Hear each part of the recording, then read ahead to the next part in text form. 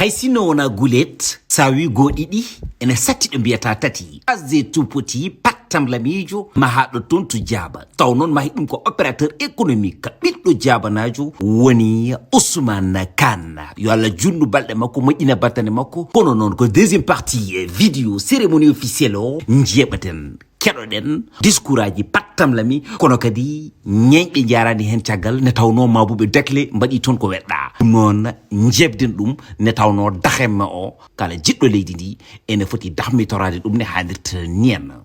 hol costogo mbiɗen ko satide bubboli hola mima kaysiri hola tawat sawalamu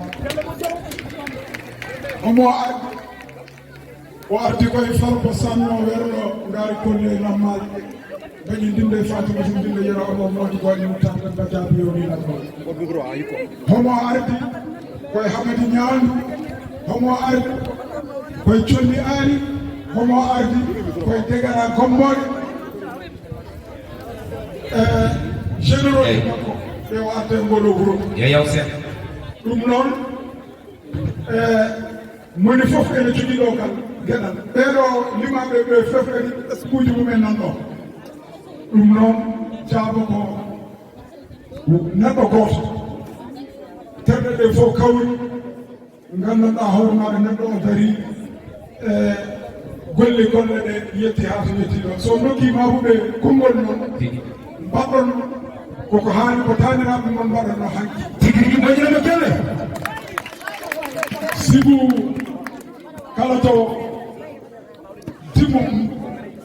jabanaɓe darino tawa ko mabo ene tagge kala to yahano kadi ko yatno koye mum kala ko foti haalede kadi kañum rokkateno konngol yo haal ɗum noon hande so ala to yahno arti to wonno rokam ɗon min woni Amadou Dieynam sanjoɗo Coumba Modou Mbaye min woni gorko mo jaaba deke jeeri ciwolle wono ɗo je nambaɗi katen buba awɗo kilo 50 jamma taw ñalawma haalaka bulol fatimata dulo modi pulo pernoɗo bajam nde kaƴƴe gari no neddi bulo ɗari kono merdi ciwi yiri tan oɗo nder ɗo nder ɓe fowru ngade hokkude so wi lumbiɗiɗi so welde ɓeydi beelel ngoy komo belele ɗo duule o wi kam Amadou so tawi aɗa yaha tigi rigui ha joni ande ma holle mbatta mbimomi nene mi anda ɓoy mbira ko salali Mouhamadou walali Mouhamadou kolima kam takko buka heƴ kono jamanu kono ko mbimo nde haƴno yoron jokku tabi baba misu tabi ya yahay kanyman ruti kanyman wonu biya biya sala Muhammad wala Muhammad sappe jaabe tunke bakam jaabe so debbo bonno sappal mamam nekere bonno sappal so gorko bonno sappal mamam jamde woni bonno sappal so lamdo bonno sappal mamam Allah sappal kala bonno ay to be ndila kaaje kubbi kaaje wokki ko be na uttode dara kankan di wonni so lam bawo me ndala wawo seydi kum sa tay no tigiri bawo Ali Muhammad wala Ali Muhammad al pendo mayram al dubi ay jobayro hada al banda tuuji malagal joje wulina oyi mayram samba to sada faye suknyaalo hono biyan al din wallahi tan waya mi anda do ngata sinilla sidi do dole hede laala dal nyaama hede may laala hede nyaama dal lebre sidi kum bari kum gorko mo sidi min nanga ko jogino debbo mo sidi min nanga ko jogino bandam ko hayre bandam ko jam Allah nek anda bi Allah nek min ko inde ko hono mi modta ko mo turta ko mo wadi mbaa mo turi fakor jogi tore bari ko hare Ousmane Kane wadi ko hare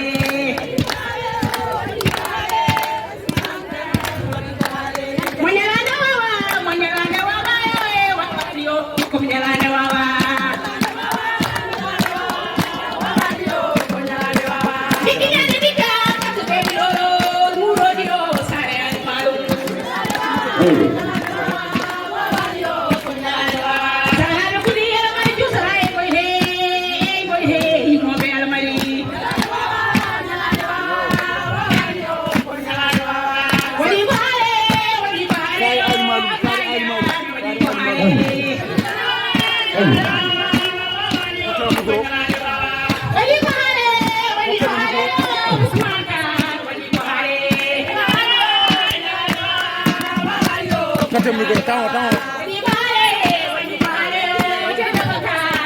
eyi ko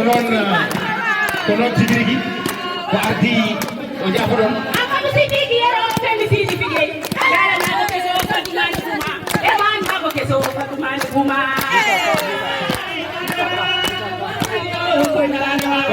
wali bare ko on jarama rewɓe mamude on jarama eɗen gandi wona onon tan mawɓe mbawi yimde mboɗiɗi an mbiɗa komi sappo jibana kam hande noon piyen mbiɗo hen ko cippol ngol gandanɗa hoore ma goto fof mbaɗo yo kaftugol kono kala ɗe gonɗa e batu hay sono koye enke ma gonɗa so tawi a haari ha payi ɓe kettoroteɓe gullane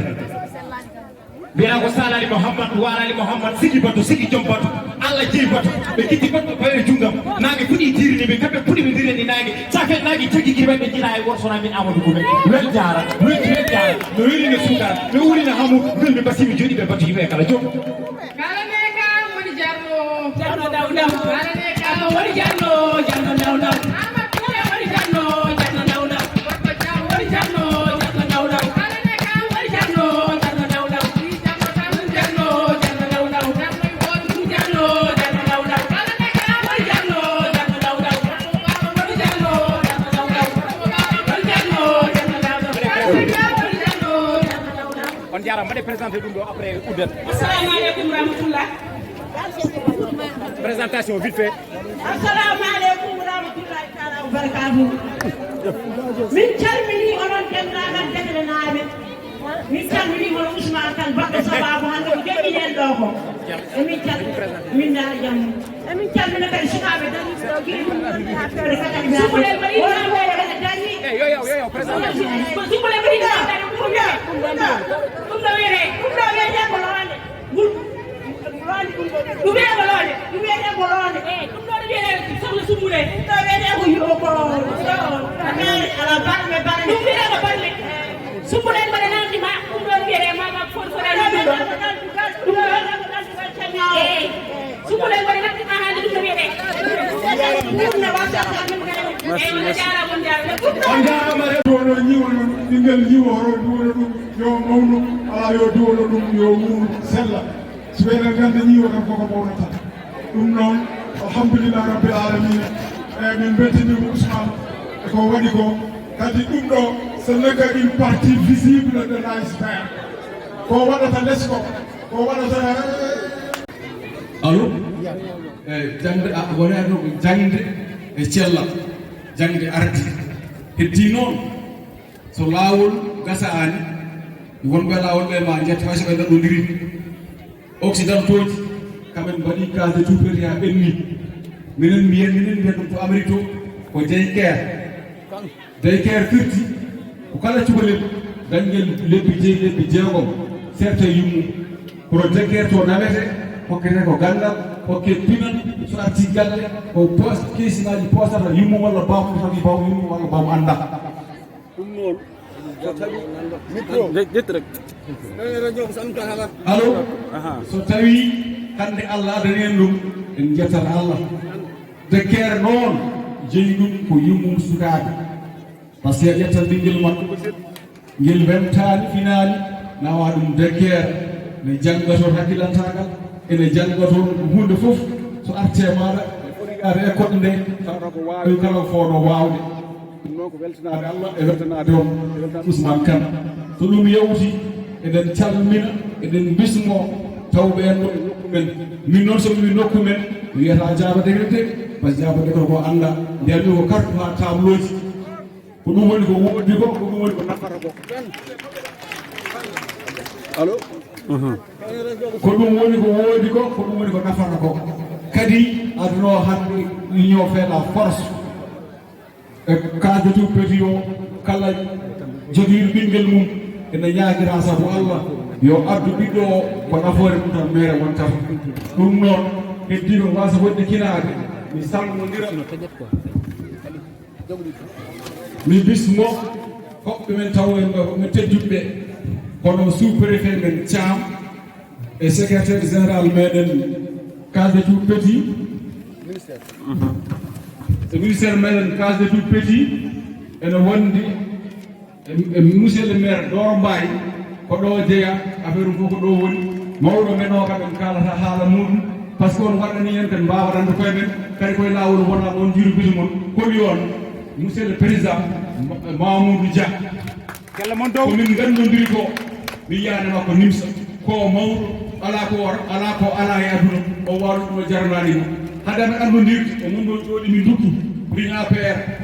o mon ɗo ƴuɓata cielagal amen min kam après min beltiti noddumomi riño Abdoulaye Daouda Mane konko ke riño Cices o haali o gayni jiimi département no wayni mbi Mamoudou bisimilla ma e département he ndeke aɗa sikka huɗani ko bonnude tan ko moƴƴinde sa alano ɗo département o mo yiyande maɗa ɗum an noon Mamoudou ka mesalal leñol emin ñagonoma balɗe juuɗe e battande moƴƴe kadi président de la république yiima ɓurɗuma ɗo wonɗa ɗo en mbawano darade ɗo e département de Podor yirlade hebbiyade e boosiyade en kaalani haala Abdoulaye Daouda Diallo o way fof ko kanko woni ministre meɗen kanko woni coordinateur général meɗen eɗen calmina kadi kono Boumouy Demba Law eɗen gandi haymo nanani haymo yiyani fowrani umali muɗum noon ko on calminama on bisma eɗen calmina joom wuuro meɗen kono Amadou Bachirou Ba en calmini kono joom wuuro meɗen kono Amadou Mamoudou Ly en calmini kala jabanajo gonɗo ɗo heddi noon kala kalowo juumat en mbawa noon haalde ha gaynen en mbaɗani remercier waɗɓe oɗo organisation ɓe ittude joɗɗum waɗa hen tiiɗani hayso tiiɗo ɓuuri tiiɗo ko organisation eɗen jetta hen on Abdourahmane Kane eɗen jetta hen hono Basirou Ba ko yimɓe tiiɗɓe e ɗum ɗon wawno waɗede ɓe belsiɗo walla mbasa wadde mobilisation Ousmane noon ko waɗi ko waɗani ko hoore muɗum ƴettude hakke 70 millions hokka diwan muɗum wona wuuro mum ko diwan muɗum par ce que carte wa tableau sen mbiyam mbaɗam tan mbolopiral en jii résultat yetti haala joni kon ɗon suko ɗon kon jeeyaka jaama kon jeeyaka degani ko kon mbolopiral tan kono kon gari kon nanggani en wonɗon kala gari ɗo e suudu wima reeno jaalal yummiraɓe paame ɗum ɗo wona cakan ko gonga e gonga yaha eɗen jetta Allah noon eɗen calmina kadi kono mawɗo men jinnaɗo men kono Mamadou Bouɗi ko neɗɗo tiiɗo ko dariɗo ko newiɗo ala e caɗele gote en mbawa haalde ha genen en jettani ɓeɗo jeeyaɗo Allah meɗen hilifaɓe meɗen kartu ha tableau ji hay goto en jogui hay goto en kala cikki no yejjitama yo andu ko nasara assalamu aleykum wa rahmatullahi wa barakatuh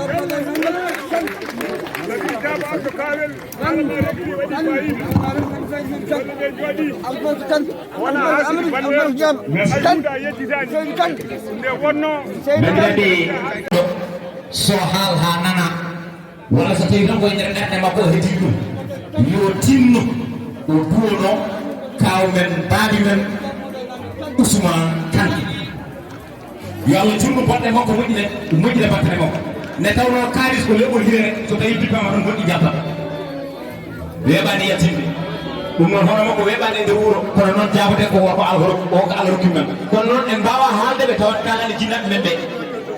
nde tawno fulɓe ne kewiɗo woni mawɗo metti mawɗo ko ƴeeŋowo woni suka metti suka ko jolowo ene ɓoyna mawɗo e nder digiral waside sukaɓe jona walla sukaɓe kooli wadde noon kamɓe hande ɓerɗe men ɓe ndeyi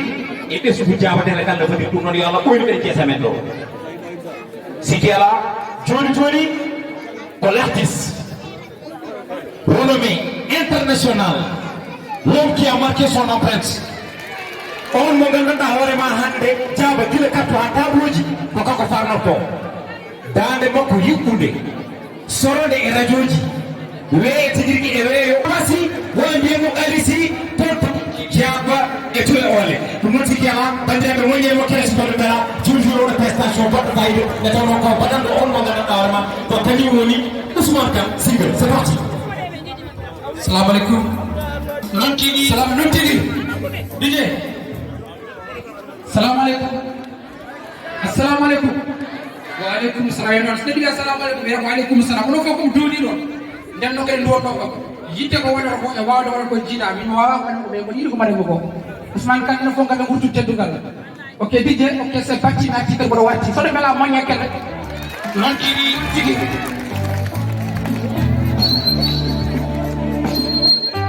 Ousmane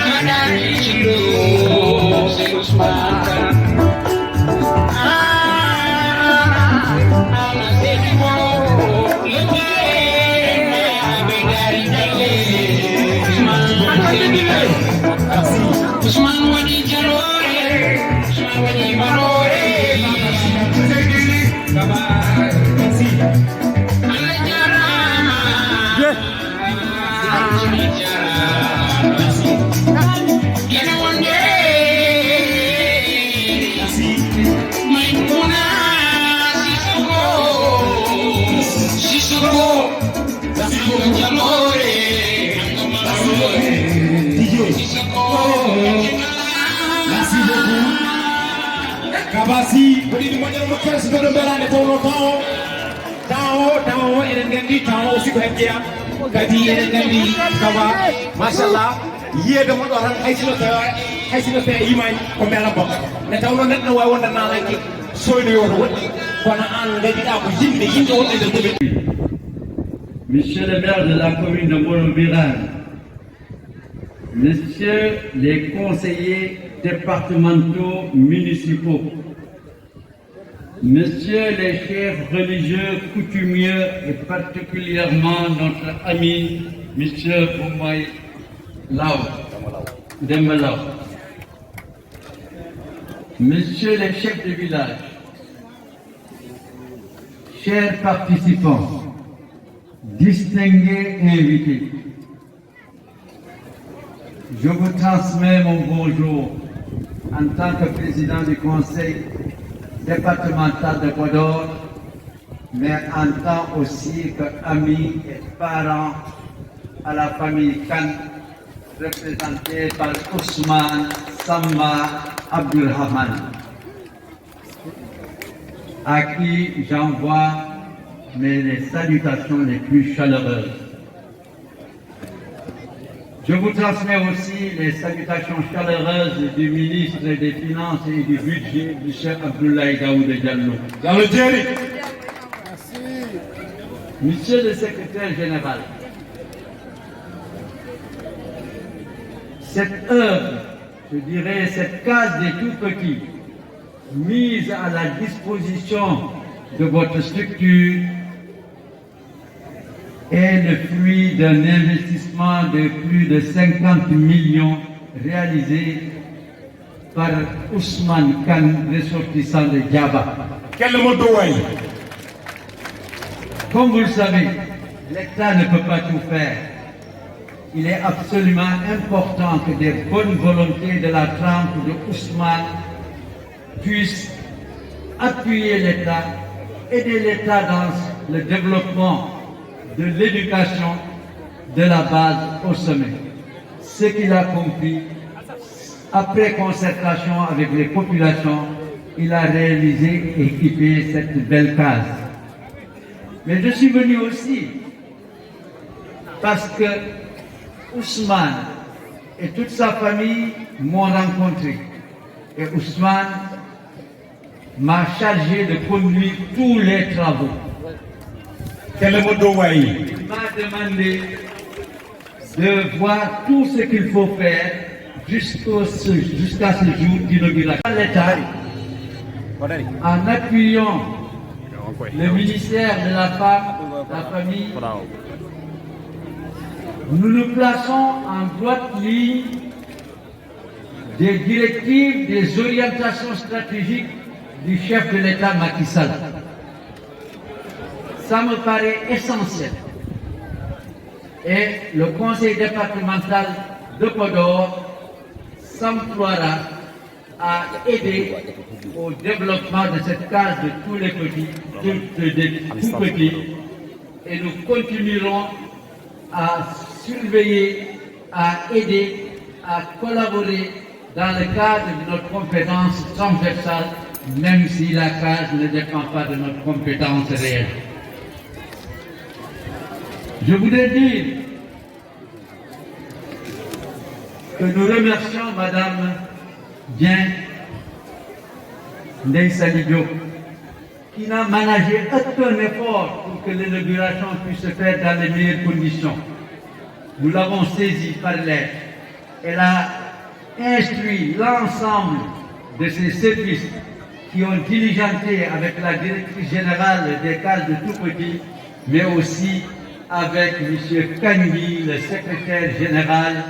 de la case des tout petits, dont la présence illustre bien cette volonté de participer au développement de cette infrastructure dans notre département et partant dans notre région. Monsieur Kangui, soyez-en remercié. En ce qui concerne Ousmane, c'est quelqu'un d'homme, d'une humilité légendaire.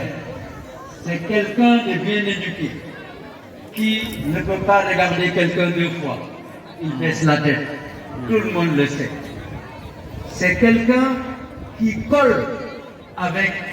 sa famille, avec ses parents de Djaba. Je crois que ça c'est important. Alors le Tourandi,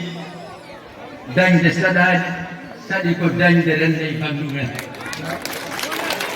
Ousmane Dani, Rendi et Bandou Moumen. Odo nyalom kadi holli fiite wona odo woni goo odo wona ona odo nyalom woni battal bandiraɓe mi salmini on mi juurima on mi yetti on mi yetti représentant ministre de la PAC monsieur Kangui woni secrétaire général case des tout petits ministre o yamiri yo arɗo o wonda e meɗen o dardo e meɗen ko mbatten hannde ko kono noon eɗen jetti Ousmane koye mon jeeya Ousmane andi sohlaji moɗon mahani on oɗo école par ce que enen hay seɗen puɗɗo ko ba puɗɗortoɗen ɗum noon woni case de tout petit par ce que cukalel ngel jangguinte holno waɗata ha ɓeydo jogade himme e jangde minen ɓeɗo fof min mbaɗi ɗum a yahat janngoya ɓuran garta janngoya école ɗum ɗo woni case des tout petits ko ɗum ñembata jomumen gilay law keble mbaɗeɗe mbawa jangde moƴƴere ɗum noon case des tout petits o minen fof mamin daro hen onon ne on kalfinama case des tout petits o oto goppemo o tunwa oto goppemo o bona oto goppemo wonde ko ngakki hen walla ko ngakki hen ngakkiri walla jiiloye ɗo ngakkite to maire to maire o ɓeɗe salmin ɗum Allah ne waddi min komin sehilaɗo gila ko ɓooyi min wiyatamo al imam Abbas jooɗo ko neɗɗo moƴƴo ko neɗɗo tedduɗo mi salminimo no feewi e Allah woni ballo yo Allah wallu so ɗum ɓenni jiɗmi wiide tan que conseil départemental de Podor ma wattu haqqille mum e oɗo case des tout petits wattita ɗum par ce que ko conseil départemental e jamiroje leydi ndi totti e ko leydi ndi yiɗi e faaɗare leydi ndi to banggal jangde mais ma daro hen par ce que min ko mbiyanmi hooram komi jamanaɗo par ce que mi meeɗa arde e arrondissement Salde taw wona Diaba mbalmi walla taw wona Diaba jippiɗi kelle mon dow jabanade ɗo jaami fof mi heblante ha para Allah rokkunomi demgal larkay ko demgal structure de communication tiitonde ari caɗele ngase rendo joguiɗa ko conférence concert cérémonie officielle mariage baptême anniversaire walla ka ceerno aɗa yiɗi waɗanede communiqué ko tiitonde yawri hen en mbiyani ala ɗo woni kono ko ɓuuri garɗude ko koye tiitonde tawete mon yiɗi jokkodirde e maɓɓe kala numéro whatsapp 00221 719 88 80 appel direct 00221 33 855 16 37 structure de communication tiitonde ari ko findinde e tindinde e hirjinde e jirtinde gila tiitonde yetti ele ngasi e rendo men